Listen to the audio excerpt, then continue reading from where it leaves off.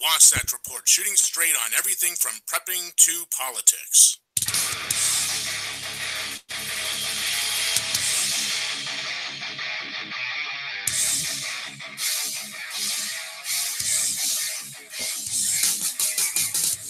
Well, good morning, everybody, and welcome to a special edition of the Wasatch Report. Jeff Johnson, the host of the Paradigm Shift, is doing this show with me today. He's going to be in the role of a co-host and and my producer, by the way. So thank you very much, Jeff. I'm Suzanne Sherman. You're listening to the Cerberus Radio Network, where here we defend liberty and truth from the flames of tyranny. We are doing a show because of the tragic incident in Florida yesterday. A lot of people have a lot to say.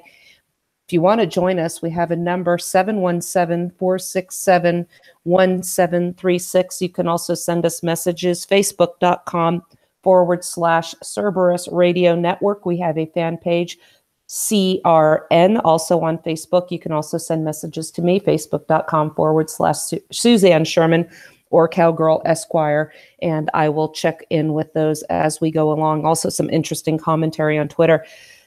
All right, Jeff, let's get into this. And maybe, we lawyers, myself, we're accused of being pretty cold-hearted and not sentimental. A lot of people start out their, commentary with hearts and prayers, because if they say something that might offend some of the leftists or the anti-gun crowd, maybe this takes some of the sting out of what we have to say.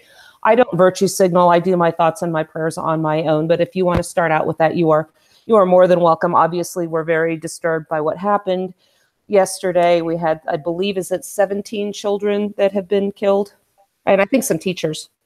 I think so. I haven't seen the exact numbers. I have avoided watching most of the news on this, so I really haven't caught up on the numbers. I can find out. I was doing producer stuff in the background while you were starting your intro here. There are so many angles on this to cover. The first and foremost, as soon as I heard the news, was this was at a school. What is the one common denominator with all of these school shootings? And this is a matter of perspective, isn't it? Because we know that the people that are going to use this to launch more of their agenda for gun control are going to say, clearly, we need to have more gun control. But all of these incidents happen in gun-free zones. It's called a soft target. You don't go to bed at night with your doors unlocked if you live in a populated neighborhood. You don't walk around with money hanging out of your purse. People find soft targets and they go for them and they prey on them. There's also an angle that this was a 17-year-old or a 19-year-old male. We don't know how long ago it was he was expelled. I'm finding that there is a lot about this guy that has been kept secret. There are some photos going around on the internet. I myself had posted one, but I don't know if they're accurate or they've been confirmed. And here's also something I want to point out. Remember Dylan Roof with the Mother Emanuel shooting in Charleston, South Carolina? Within an hour, we knew everything about this guy. There were pictures of him with the, air quotes, Confederate flag behind him. And this was used as a springboard by which to further or to renew the assault on all things Southern, which we have seen has devolved into actually trying to move the bodies of dead generals. But interestingly enough, as the facts are coming out and showing that this guy was a hardcore leftist and Antifa supporter, we're not seeing much about this guy. And you and I were talking about, and again, I look at all the facts, and if some of them seem to be racial oriented, well, I'm sorry. We lawyers are trained to look at the totality of the circumstances. And I hear the name, I see the name Nicholas Cruz, and I'm thinking, I wonder if he's a dreamer. He's 19 years old. They said he was expelled, but I haven't seen, as of yet, I haven't seen the news yet this morning, when it was he was expelled. Was he recently expelled? Was this just within this school year? If it is, we have to ask ourselves, how appropriate is it to have, and we're seeing this with the dreamer crowd. Sorry, snowflakes, you're not going to like this one.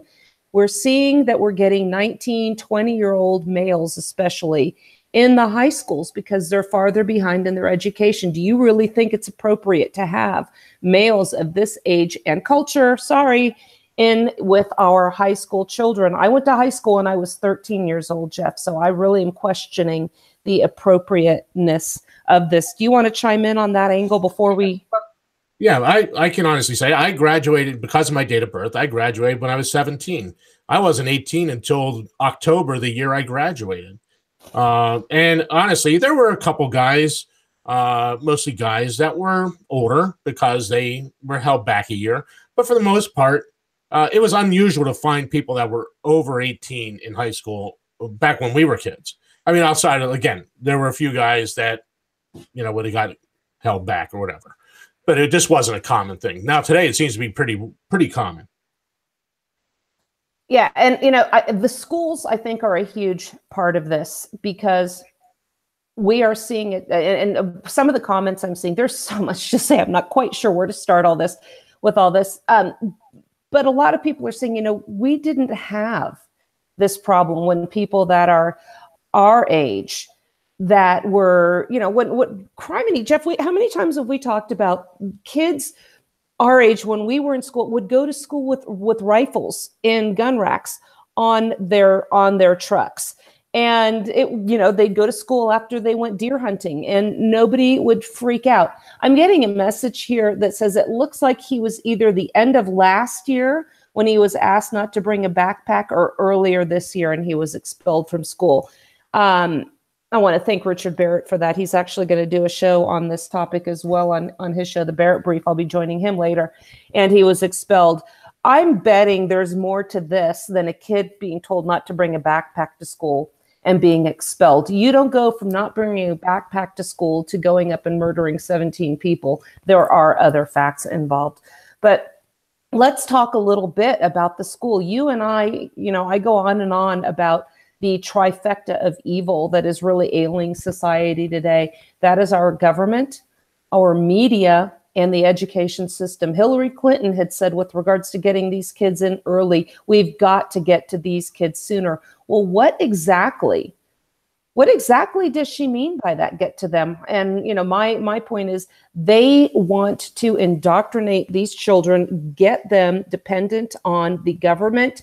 They brainwash them. Eric Holder even said, we need to brainwash people into thinking that firearms are bad. I have a friend, Jason, who commented, and this really sums up my feeling with regards to school and the Marxist propaganda that the kids are indoctrinated to within them. You liberal hypocrites sicken me.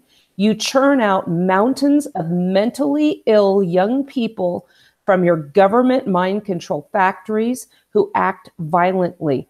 Then you turn around and blame the guns and try to use the victims as tools to restrict the rights of law-abiding people to ensure that it's difficult to defend themselves from the maniacs you've created. Absolutely evil. Boy, does this sum up a lot for me. Suzanne, I'm going to read a little piece here from BBC. So this is across the pond. This is Britain.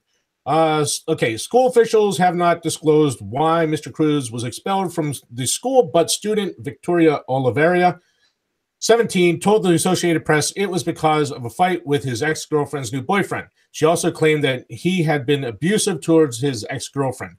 Former schoolmate Joshua Charo said Mr. Cruz had been found with bullets in his backpack. I can't say that I was shocked, Mr. Charo said. He seemed like the kind of kid who would do something like this. Some other students echoed that opinion when interviewed.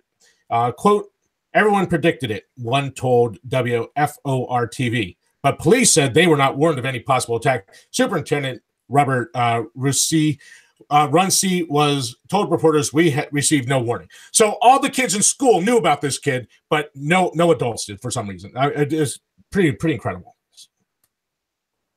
And this is what I heard right now, and I'm just telling somebody that we're talking about this right now. And last night, when I first started watching the news coverage on this, everybody was saying nobody had any idea, so they launched into this whole segment and about how can we find out?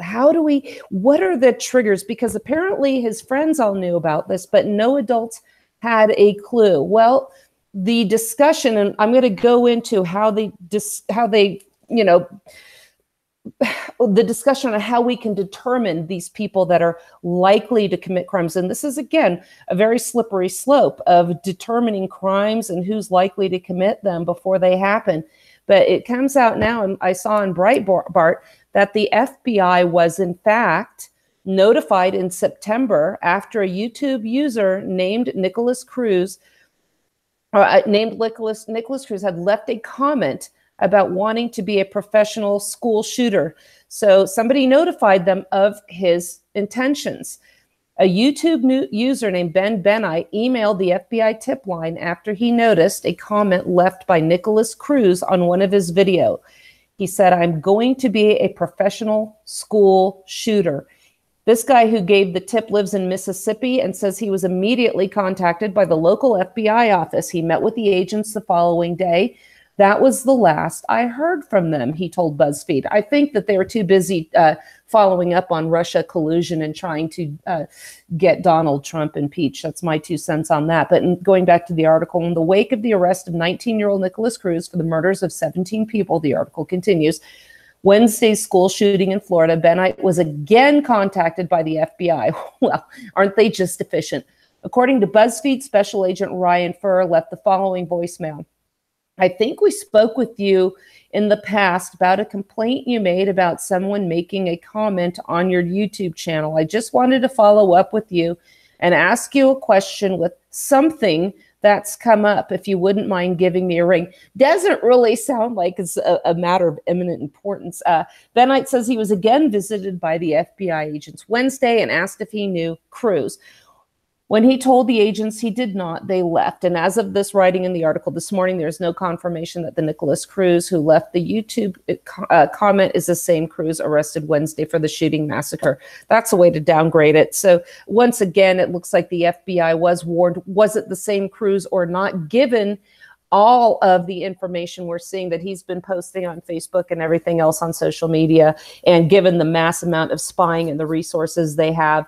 Does this tell you whether or not they are effective? Is all this spying and intrusion on our policy, on our privacy, working or not? So, Jeff, once again, it looks like the FBI was provided with some information and dropped the ball. Yeah, and I'm just looking at some more news reports, and they're all pretty much about the same. The superintendent saying we had no warning, yet everywhere he was threatening students. That's why he was told to leave campus and not come back, and he wasn't allowed on campus because he was threatening students.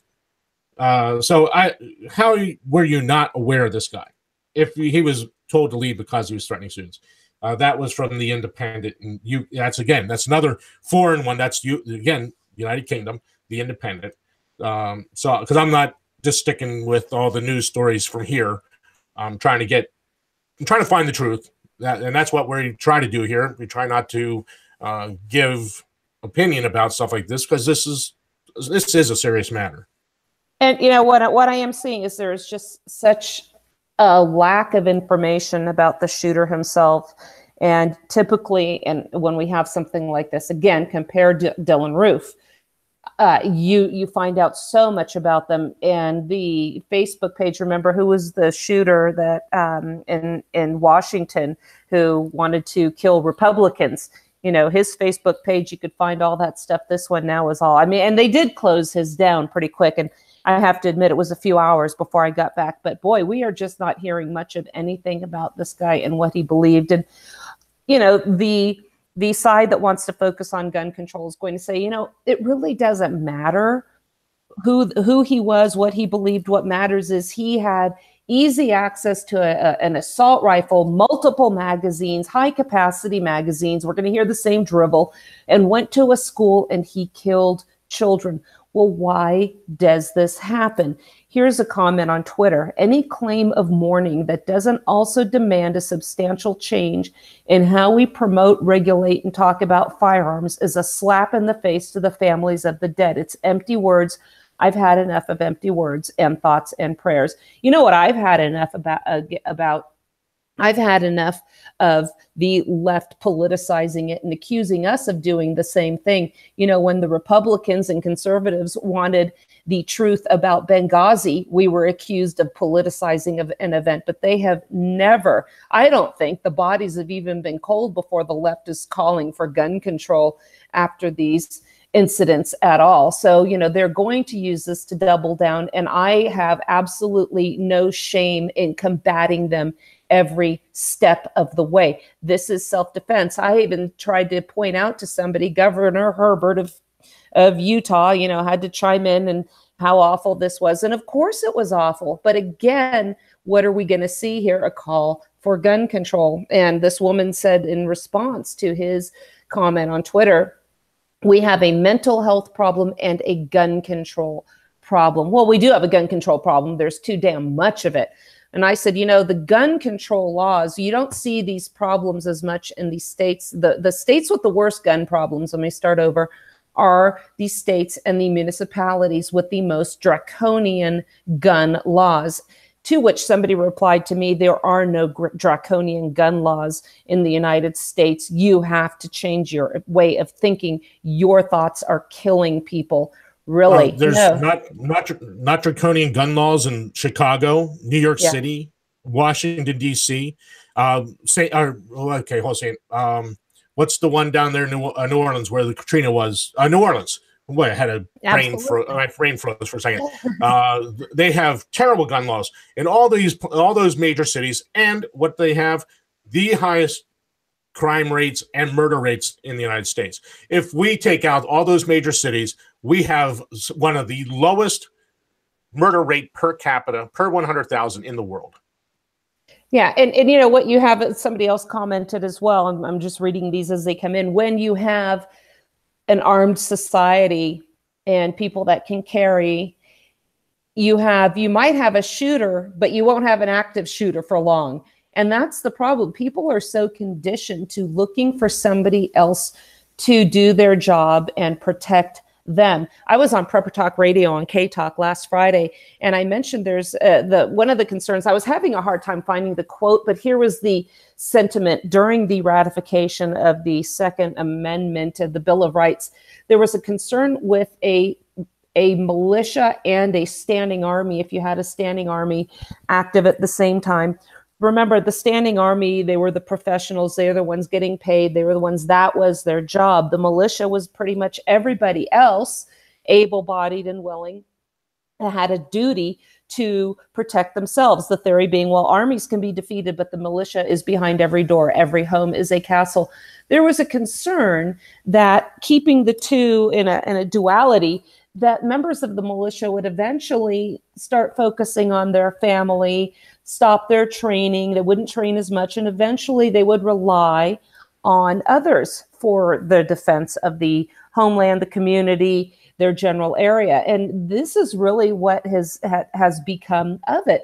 We see people now relying on the professionals, the police officers, the sheriffs, for their immediate defense. And this is our job. They can't be everywhere, but we can. So I submit to you, we are still the militia, maybe not in the official capacity, but it is still our duty, our obligation, our personal responsibility to protect ourselves. And it is inconceivable to me that people send their children to these areas, particularly in these big cities, where the children are defenseless. So what is the next step? Do we turn our schools, which I believe have already turned into little police states, into further police states? I was watching Fox News last night, and it's painful. I think, you know, when these things happen, I turn it on because a lot of conservative-minded people turn to Fox News Network to get their information and their source of solutions. And to me, it is really scary. And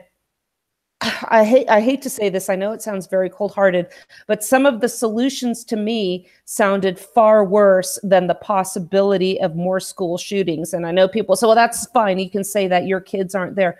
But think back when Obama, in order to keep his agenda moving forward, would say America can absorb another terrorist attack. It was more important to him to perpetuate his policies that put us in danger than to have an honest conversation. And here we have to have an honest conversation of what is ultimately our source of protection, promoting liberty, where people can be armed, where people can be informed, where we're not indoctrinating children into Marxism, where the media isn't indoctrinating our population into being a populace of sheep and counting on others and being afraid of firearms.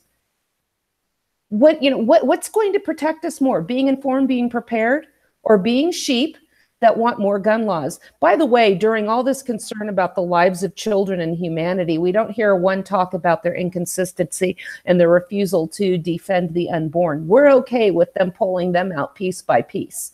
We don't care about those. But what we want to do, gun control, is the ultimate agenda. I think Carl Jones was talking about this yesterday. He was the co-author on my book, National Reciprocity is a Trojan Horse. The left does not care one bit about the lives of the children they are crying over right now. These are crocodile tears. Their end game is gun control. That is their way of getting this utopian society. We have seen these utopian societies in effect, and it has resulted in the deaths of over 100 million in the last century. They are disingenuous. They are lying. I submit to you, more guns, more liberty is how we will be safe, and less of what they are trying to promote. Jeff, do you have any comments on that? And then we're going to move on a little bit maybe to talking about the schools themselves. Well, I just kind of we talked before the show, and you kind of skirted around this, and so I'm just going to kind of chime in here on this part. I just posted a little while ago that America does not have a gun problem. The problem is not the inanimate object. The object did nothing except what the person behind it told it to do, or by pulling the trigger caused it to do. Our problem today is that we have a heart problem. That's the problem. America doesn't have a gun problem; it has a heart problem. That was my post. The problem is we've had 100 years of Marxist indoctrination in America. Since 1913, we have, for all intents and purposes, been a socialist, communist, Marxist, top-down, command and control government. And if you don't believe me, go look at the 10 pillars of communism. We've implemented, to some degree or another, all 10 of them. Some of them we're all in on. Public education, we're all in on it. And what has that gotten us? It's gotten us a generation today that has no value on life. Well, look at the 60 million dead babies. Here we are in 2018, 60 million murdered babies, and no one gives a crap about it. That's all we care about is the 17 dead in schools. This is a tragedy at this school. But why did it happen? Because this kid does not value life. Life is cheap. And that's what they're taught in school. There is no value to life. Well, heck, we bomb people all over the world. We've killed hundreds of thousands of people all over the world. And everyone cheers it. You try to talk against these wars, and people get upset with you because why? We like war. We're good at war. That's the only thing we're good at, as Carlin said. That's a great piece. Today. I watched that. I had my son watch that with me, and I said, "You've just learned everything about foreign policy you need to know." And I got some heat from somebody that follows me because I posted a picture. They had this family that they kept putting their picture up again and again, and I finally had enough. I put it on the air. I put it on my Facebook page. And I said, now all of a sudden the media is concerned about brown people. With these people with dark brown skin, they looked like they were from the Mideast or North Africa. And I said, now all of a sudden we care about these people. And a friend of mine said, what WTF is wrong with you? And I said, don't you understand? The media doesn't care. We killed about 100 people over in the Mideast yesterday. Look at George Carlin's bit there. That's absolutely accurate. Nobody's screaming about the people. Look what we did to Libya. Look what Hillary Clinton did to Libya. Okay, Muammar Gaddafi, he was no saint, but look at the people, how they are suffering now as a result of what we've done over there. So, again, they're disingenuous on so many regards. And now the gal that had told me that we don't have any draconian gun laws, or the one that said that guns and mental illness are the problem, responded and said, owning guns, you're going to love this, owning guns does not protect people from violence. And we shouldn't have to own guns in order to be safe. Only in this embarrassing country does this occur, a country which values guns above lives. Time is up. Okay, first comment to that. If guns do not protect people from violence right now, every law enforcement, every police officer, leave your guns at home. Lock them up. You don't need them, because this woman here, this little genius, Tanya Warner out here, I think from Utah, says that they don't protect you from violence. So if we want to keep people safe from guns, every law enforcement officer, every security detail, for every politician, put your guns down right now, because this little genius here in Utah says that they don't help you. And the fact that you shouldn't have to own guns in order to be safe, well, again, that's another version of our little utopia socialist crap that they're trying to foster on us. Here's another example with regards to women and rape. I read this little gem a while back. I'm going to paraphrase. You know, teaching women to defend themselves and teaching women how to fire guns is not the solution. The solution is teaching men not to rape. Well, what is that? What are we saying here? You are not responsible. It is up to us to teach others to behave badly. Okay, let's say I find myself in a dangerous situation. This has happened. I've taken a wrong turn on a freeway in places I'm not familiar with and end up in a place where I'm very glad I'm firearmed. I have a firearm with me. Do I want to rely on the good intentions of others for my very survival? My life or death, my being raped or not, is going to be determined by the good intentions of some degenerate. Oh, hell no. What is wrong with these people, Jeff? Suzanne, what is wrong with them? I don't know. Yeah. But here's the deal. She's saying that all we have to do to stop rape is teach people to be better people.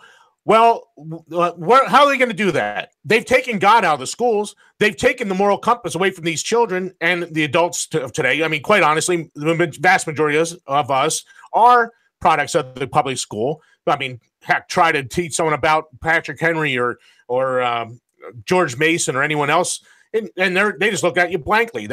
We have dumbed down this generation to the nth degree. But okay, so how are we going to teach these people a moral compass? Without God, there is no morality. I'm sorry. That offends you. Too bad. Get over it. God is the moral compass. There's a set of values. That's it. And they've taken it out of these schools. You can't even talk. They can't even talk about God in the public square. And quite honestly, for the most part, most churches now have abdicated politics completely. They don't talk about it at all. And they say, well, you got to separate God and church. Well, no, you don't. We have an obligation to have a moral backing and lend some morality to society. I mean, what we're ridiculous. Also seeing right now is we don't need guns, so we can just teach them to be good people. What right. I've seen also in the churches is they're changing the word of God to reflect modern views of society. I mean, you think that's bad when they talk about the Constitution being a living, breathing document. What we're seeing right now is the result of the Bible, the very word of God itself, being a living, breathing document. So that's the problem. When we get into the schools also, we were discussing this week the issue out here in Utah of a little girl being told at an elementary school, or kids being told that girls could not say no to boys if the boys asked them to dance. So we had that discussion on the show the other day. I'm not going to get into that, but here's the problem. When we have a government institution trying to define what morality is, trying to define what society, how society should function and interact with each other. So what they do say is we shouldn't have any bullying, we shouldn't have violence, but what they do is they pick and choose the very classes of individuals that they don't want bullied, and that's the LGBTQ LMNOP community. Then we have the people of color. Left behind, obviously, are the people of what we would call the Anglo-Americans or the Christians, because we are now getting these very kids derided in a culture of white privilege, where their very existence is criticized in the school. So they're taught just by the nature of their being white, that there's something wrong with them. So now we see a group of kids being bullied, only we have others being put up above them. So we cannot have the equality that they are preaching for. And we are seeing an absolute dereliction and the duties of the schools, because they have undertaken the responsibility, and shame on the parents who leaves this to them to teach what social skills, what morality is in the schools. This is the worst place to do it. This is why I homeschooled. And so now what we see, and this is what I was hearing on television last night with the pundits on Fox, no child should have to go to school where they don't feel safe. School for us wasn't about being safe. Pardon my language, Jeff, but there were some days when I went to school where I was worried I was going to get my ass kicked. You know, this is just a part of the school. It was cutthroat.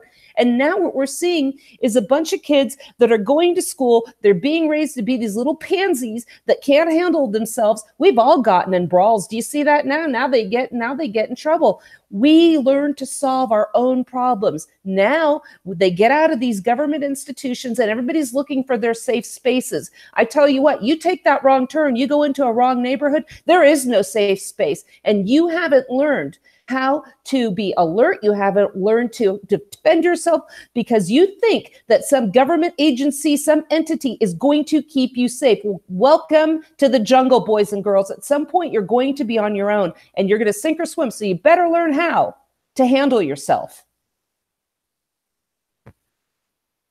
I'm taking a breath. Okay, that's fine. I was just going to jump in, and because I think in a bit we are going to start touching on some prepping angle of this too. But it really does come down to self-reliance. And the fact of the matter is that you homeschooled. My brother homeschools. I know lots and lots of people around here that homeschool. And what these children are getting is they're getting the values of the family. The family is what is important, and they're getting the values of life. Where at school, they're getting the values of the government. Come on, folks, be honest here. What have the public schools become? And they become exactly what Marx said they would become, because that's the 10th pillar of communism. Public schools, so they can control what these children think and what they learn and what they think of government and how they respond in life. Come on, just be honest about this. It's time to start doing something and so giving your little bit of secession. If you have you care about your children, here, I'm going to give you a solution to this gun shooting in school issue.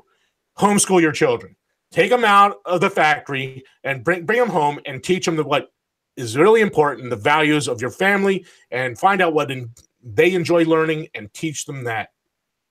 And the other thing about the schools, and I had an interview, I didn't have a chance to call her last night because it was after her office was closed, but I've had a lady named Dr. Marianne Block on my show. She has a place called the Block Center in the Dallas-Fort Worth area, and she has a book called No More ADHD. And what we discussed on my show when we were on the Crusade channel was the fact that these kids are being drugged in just crazy proportions for ADHD. They wanted to do that with my poor kid. A 5-year-old kid, a 5-year-old little boy is going to be expected to sit down and learn to write in kindergarten for 30 minutes. He's going to need medication to do that. I said, I remember being in kindergarten, learning what the freaking alphabet was. You want them to come into kindergarten already knowing this stuff.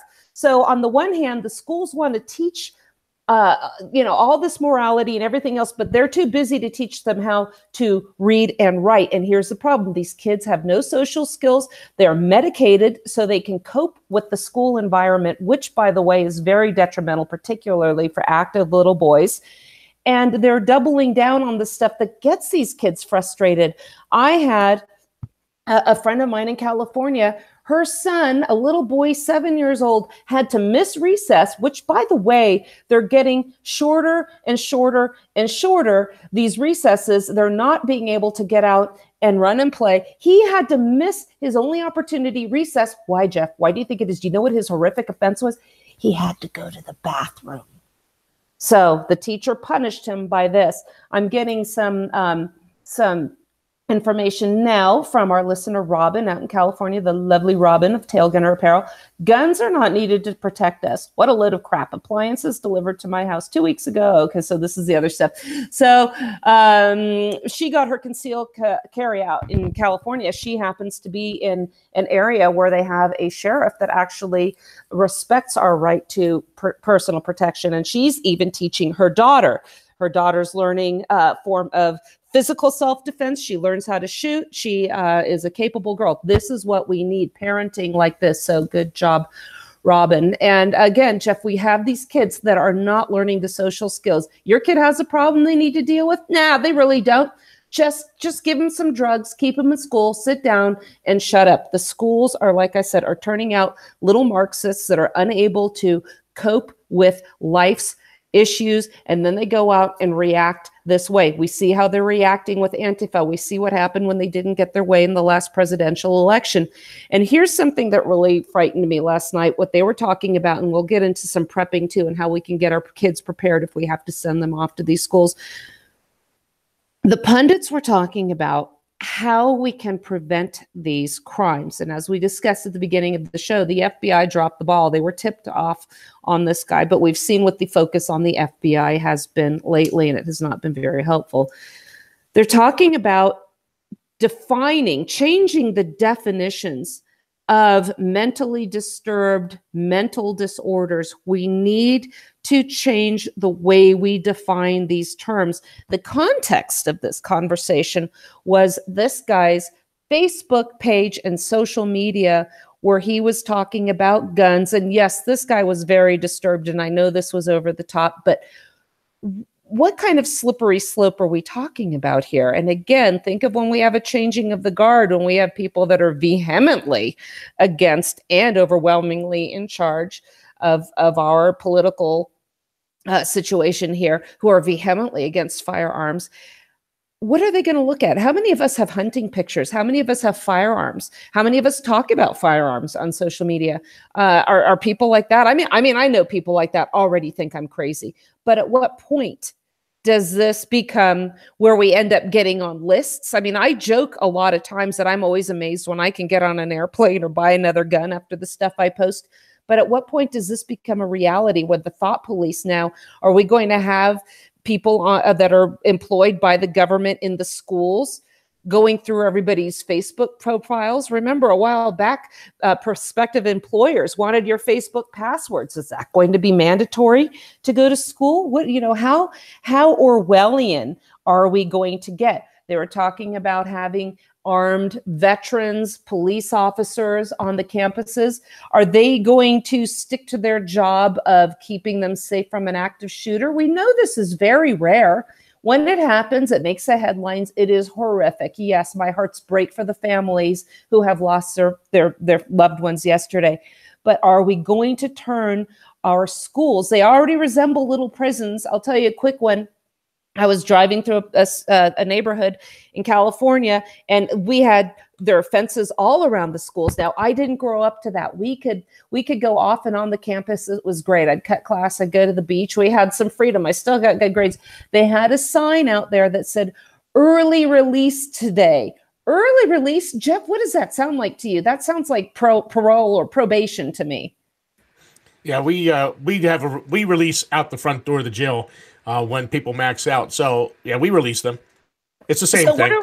So what are we going to have now? We're going to have armed police officers, veterans. I love our veterans, but do we know mentally? We have a lot of veterans with PTSD. What happens when the school scene gets a little bit boring? What other rules are they going to enforce? What else, are we going to have some mission creep here where the administration says, to watch out for other undesirable behavior? As it is, we've got the cameras, they're being spied on. They have to be, get up, whatever they're doing, there's a bell or a buzzard ring, I'm so glad that I didn't grow up at this age and have to go to school in this age. But let's talk a little bit about what New York State I just want to say, New York State has school resource officers. We have a police officer in just about every school.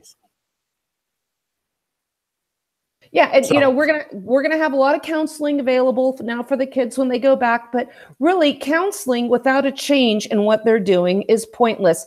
And here's my problem with the government schools is detrimental. I call it child abuse. I really do. And I think it's very difficult to overcome what they're doing and the message that they're doing. And again, we're seeing this with the millennials today. They're an absolute train wreck for the most part. But, let's talk a little bit about when we talk about our going home bags, our survival bags in our car. When we send our kids to school, what can we send with them to help keep them safe? We know that they can't have a tiny little knife for cutting a steak. I saw a girl get expelled from school once somebody said that she had a knife or a little knife for paring apples. We can't have that. There is zero tolerance for any kind of weaponry for personal protection. But what can they do with regards to maybe some first aid? I bet some IFACs would have been okay and some training. And I'm going to let you go with that a little bit because I know that you have law enforcement experience and are former EMT, and we've talked about this before. But let's tailor this now for our kids going to schools. Right. I think that this is really kind of a hard one because when you have elementary age kids, it's kind of hard to explain the ins and outs of everything as far as first aid and tourniquets and all that other stuff. So this is going to kind of be age appropriate.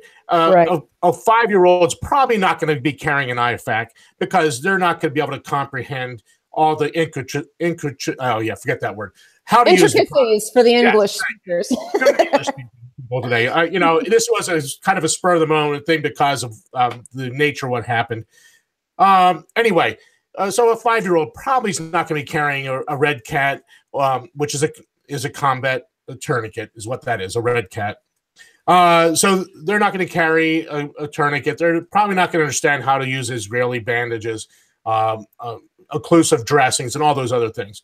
You might be able to teach them how to put something over a wound. I mean, so just something very basic. So it may be something their IFAC may consist of just a couple Israeli bandages where you teach them how to tape them over a wound.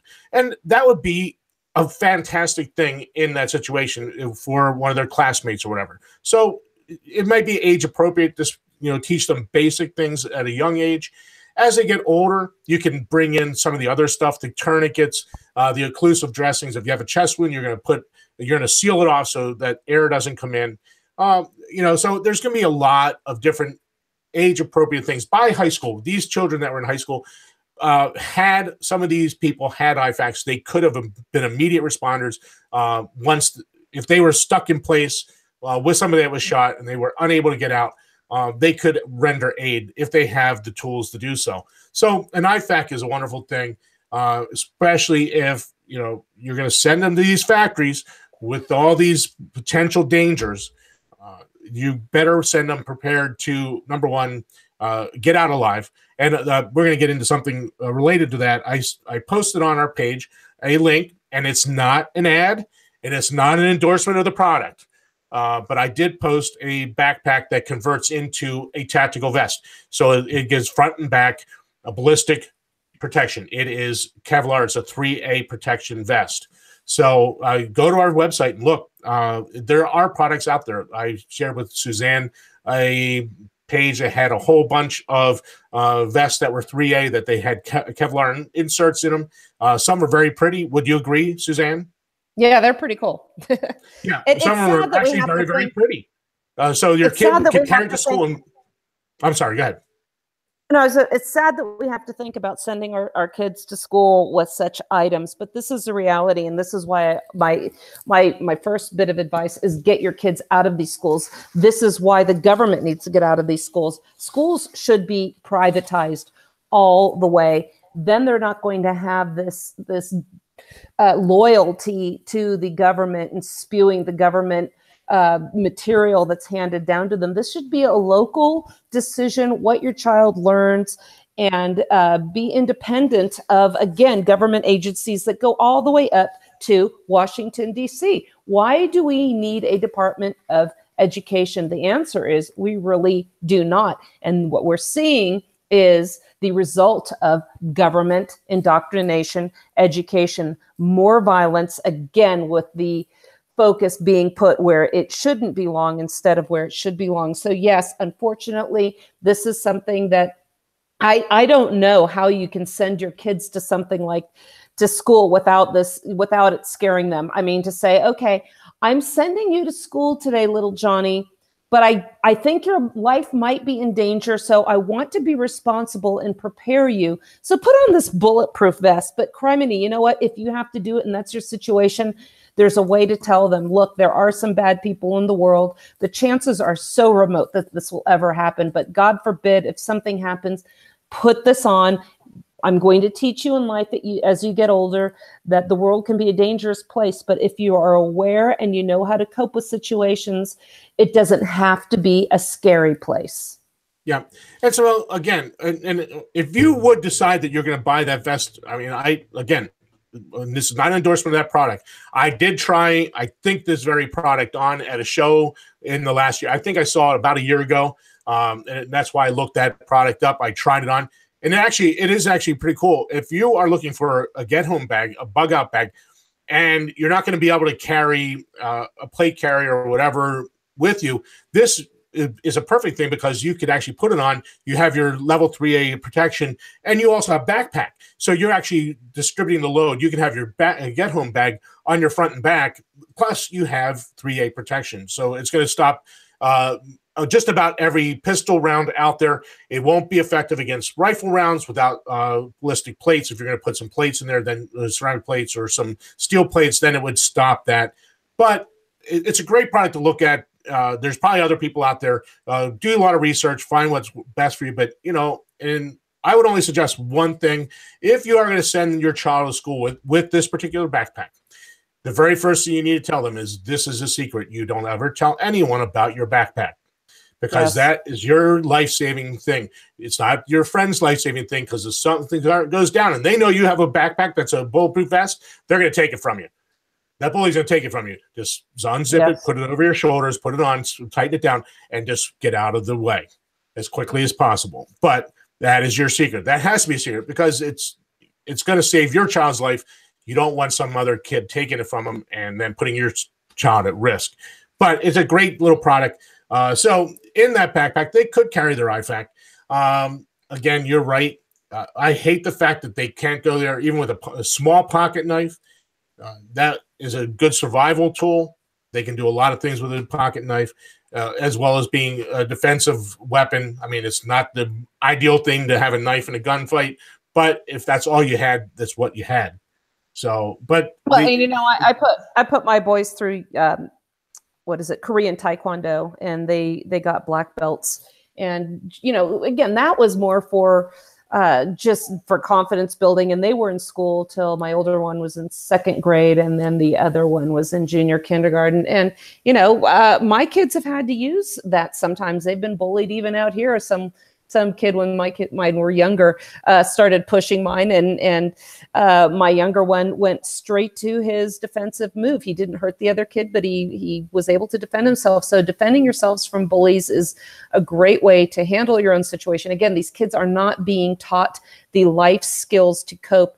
And what we're seeing is they grow up now with this de facto reliance on government entities. I want to turn this, while we still have time, to a very important a discussion that is arising from this situation. And I heard something very scary last night. A pundit from New York said, the problem, and this is really going to resonate, the problem we have are the laws in different states are so varied. And this guy sanctimoniously said, you would not see this happening in a state that had gun laws like New York. So we really have to have a standard so this doesn't happen. Jeff, this is, if this isn't a red flag on what they're thinking of doing, and I warned everybody, I've been screaming this alarm since they've been talking about national reciprocity. I said, if you start acknowledging the fact that they have the power to regulate state firearms laws, and you know they've been doing it already, but that hasn't been thus far under the pretense of having uniform state gun laws. The Second Amendment specifically prohibits the general government from regulating firearms at all. The NRA has been complicit in allowing the general government to do this. If they really meant that they were about firearms rights and the Second Amendment, they would have challenged the 1964 Firearms Act. They would challenge the very existence of BAFTE. They don't do that. They work within the system and then call you at home so they can raise money to further this fight. Having uniform state gun laws violates the very essence of our federal republic, but they don't care because people want safety and they were willing to surrender their liberty for it. Why do we have this? Why do we have this mentality? This goes back to the schools and then the media that reinforces this message, and the government is there to solve the very problem it created. Go back to the 10 tenets of the Communist Manifesto. What do you think? Well, I was just going to grab the preamble, but I didn't have time to grab it. The preamble to the Bill of Rights. Here we are again. We're back to the same thing. We're back to that 17th, 18th century thinking where the framers, they put it right in the preamble to the Bill of Rights, why they were adding them. Patrick Henry, George Mason, the ones that were pushing for the Bill of Rights, they put it right in the preamble to explain why this was happening. It was not to guarantee you rights. They understood that these were natural rights, that these were something you had before this Constitution was ever dreamt up, before the United States was ever around. You had the natural right to self-preservation. So why did they add it? Because they wanted further declaratory and restrictive clauses. So if you wanted to demand a right from the government, you then gave them the right to take that right away. So where does that leave us then? If it doesn't mean that we are guaranteed a right by government, it then means what the founders meant it to mean. It is an absolute restriction on the general government. That means every firearms law ever passed in Washington, D.C. is unconstitutional. Which is better? And demanding a Second Amendment right, or everything they do is unconstitutional when it comes to gun laws? I mean, come on. Be honest about this stuff. Think a little bit.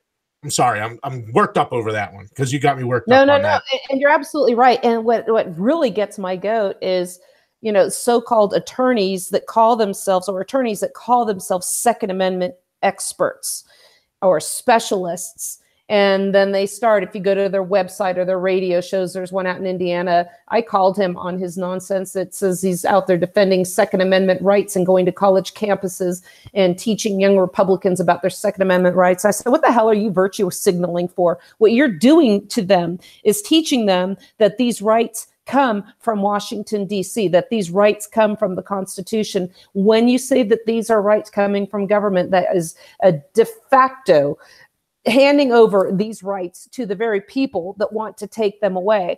He goes, what do you mean? I'm just trying to do a good thing. What are you coming after me for? I said, you're not doing a good thing, so stop your virtue signaling. You are teaching these kids about incorporation. You can also thank the NRA for that. By the way, with their Heller decision that said where Scalia misinterpreted, once again, the Second Amendment, our dear originalists, by saying that the Second Amendment gives you gun rights for personal defense. It does no such thing. Going back to the preamble of Bill of Rights, the conventions of the states, here it says, and this was intended also to be informative to the people of the proper role of the government, not just further restrict, but let the people be comfortable. Here, the Convention of the States at the time of adopting the Constitution expressed a desire, and this is big, in order to prevent misconstruction or abuse of its powers, that further declaratory and restrictive clauses should be added, and as extending the ground of public confidence in the government will best ensure the beneficent ends of its institution. The government we have now has devolved. It is only interested in ensuring its own power, its own control over our lives. Liberty has been lost. They demand that we stand for a song in a cloth, a piece of cloth, saying that we respect liberty and those that sacrificed for it. Well, the ones that sacrificed for it, the last ones that died for our freedom, wore gray and butternut color. And the original ones that died for our freedom are buried in Lexington. What do we tell them? You can go to this little green park, piece of grass in Lexington, and stand over the remains of the first 8 that died for this cause. What do we tell them? What have we done with their sacrifice? By standing up and saying that we respect what our government is doing right now, we are dishonoring those that have sacrificed. Well, again, we have really hit this hard over the last year that we've been on the air, that we have to get back to founding principles, and we really do allow government to get away with this. Who is the final arbiter when it comes to the actions of the government? Well, it's the states and the people. And why did they add the 9th and the 10th Amendment? They added them to let them know that, okay, hey, if we forgot any natural right here, it's not that they don't exist. It's just we didn't list everything. And if we didn't list it, it still doesn't belong to the federal government. And so that's what we have to learn from this. It's not, we have to stop demanding that the government do anything. That's another big problem. Everyone's demanding the government do this, the government do that. Well, you know what? It's time for the government to get out of the way. They're causing the problem that we live under today. That famous Reagan quote I posted a few weeks ago. Government is not the solution to the problem. Government is the problem. Yes, I was just thinking that when you were saying this. And again, we've got to get away from this mentality that we are looking to the source of our problems as our solution. And we try talking to our local politicians. Everybody seems to want to defer to Washington, D.C. And this just, I can't understand it. The leftists seem to complain about all the problems of big government, yet they continue to embrace it. I brought this up yesterday as well. Why is it that teachers who seem to love government, can't get enough of it, have teachers' unions? Do they not trust the very government that they are defending in their jobs, in their political beliefs? Well, if the government is so wonderful, why do you need a teachers' union to ensure that they're going to be fair to you?